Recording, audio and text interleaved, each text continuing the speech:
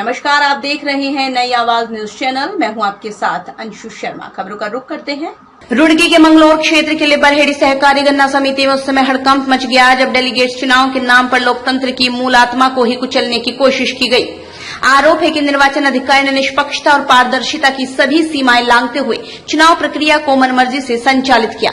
भाजपा नेता पूर्व गन्ना समिति चेयरमैन कुलदीप चौधरी, भाजपा नेता संदीप पवार ने जब ये देखा कि किसानों की आवाज को दबाने की कोशिश हो रही है और फर्जी समिति बनाकर डेलीगेट्स मनोनीत किए जा रहे हैं, तो उन्होंने न केवल अपना जोरदार विरोध दर्ज कराया बल्कि निर्वाचन अधिकारी के कार्यालय तक का घेराव कर दिया, जिसमें दोनों पक्षों में जमकर कहासुनी हुई। सूचना मिलते ही मौके पर पहुंची पुलिस ने मामले को किसी तरह शांत किया।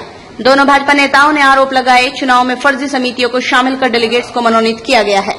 ये आरोप मामूली नहीं है। जिन लोगों ने जीवन भर गन्ने की खेती की, समिति के ईंट से ईंट जोड़ी, आज उन्हीं किसानों के हक को कुछ लोग कागजों की बाजीगरी से छीनना चाहते हैं। ये कहना है संदीप पवार भाजपा नेता का। वहीं पूर्व चेयरमैन सहकारी गन्ना समिति लिबरहेड़ी, घटनास्थल पर जैसे ही तनाव बढ़ा, पुलिस को सूचना दी गई, प्रशासन हरकत में आया। लेकिन सवाल ये है कि क्या कार्रवाई अब भी निष्पक्ष होगी या फिर मामला भी कागजों में धूल में दबा दिया जाए। जब देश का अन्नदाता न्याय के लिए सड़कों पर आता है, जब लोकतंत्र की बुनियाद पर सवाल खड़े होते हैं, तब सिर्फ एफआईआर और जांच आश्वासन नहीं बल्कि दोषियों पर कड़ी कार्रवाई जरूरी है। ये सिर्फ एक समिति का मामला नहीं, ये सहकारिता न्याय की लड़ाई है। प्रशासन को फैसला करना होगा, क्या वो किसानों के साथ खड़ा है या उन ताकतों के साथ जो सत्ता और दुर्व्यवस्था का दुरुपयोग कर किसानों के अधिकार हड़पना चाहते हैं।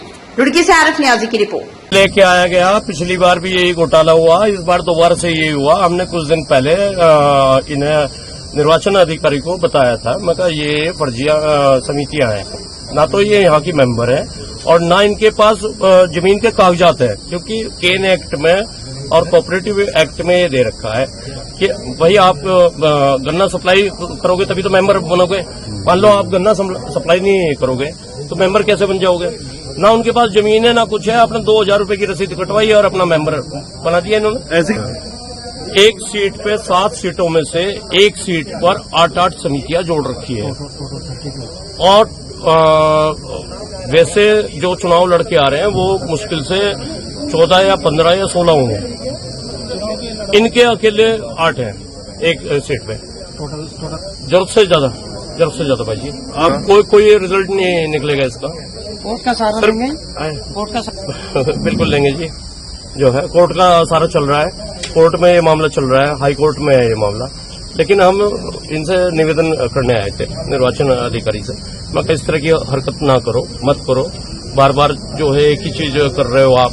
अच्छा, पिछले चुनाव में 5 साल हो गए, दोबारा फिर वो 5 साल निकालना चाह रहे हो आप दोबारा। किसका दबाव तो मुझे जानकारी नहीं है किसका है किसका नहीं है। दबाव जरूर जो है, लेकिन कहीं ना कहीं दबाव है।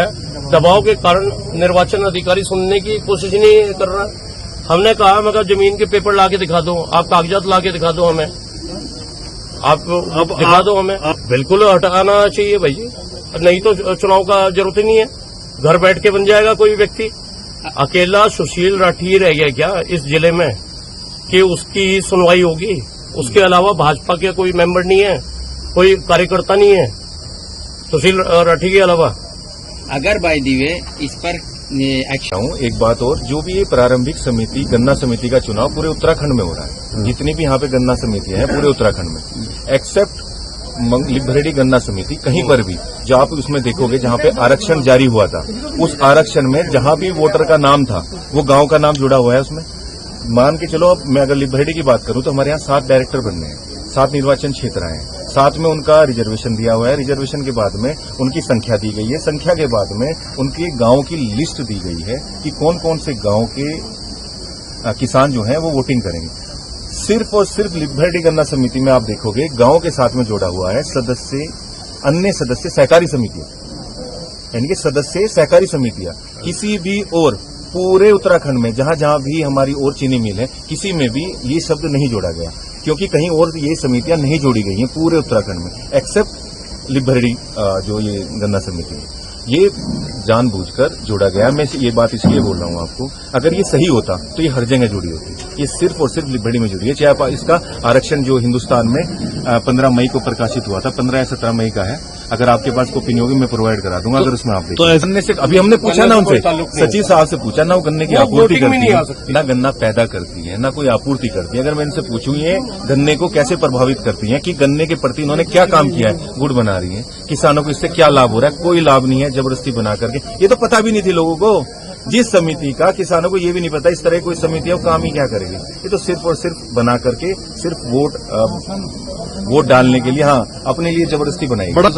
बड़ा मैं बताओ, पूरी समिति और भी गन्ना समिति का चुनाव हो रहा है, कहीं कोई आवाज नहीं आ रही। यहाँ तो टोटली फर्जीवाड़ा हो रहा है। मैंने आपको जैसे बताया कि जैसे 32 नॉमिनेशन शैक्षणिक संस्थान के बहुत कम है, मैक्सिमम उसमें कोऑपरेटिव सोसाइटीज हैं। अगर ये इसमें सारे ऐड हो रहे हैं हर सीट पे, तो बाकी जो डेलीगेशन गांव से चुन के आए हैं, हर गांव में विरोध होता है। कोई सही लोग होते हैं, कोई गलत के लिए सही लोग खड़े होते हैं, वो चुन के आए हैं। उनके मन पे क्या, एक बार बताओ, कितना भारी बोझ आएगा कि हम लड़के आए, गलत को गलत मान करके सही जीत के आए, उसके बाद में अगर ये नामित समिति आ जाएंगी।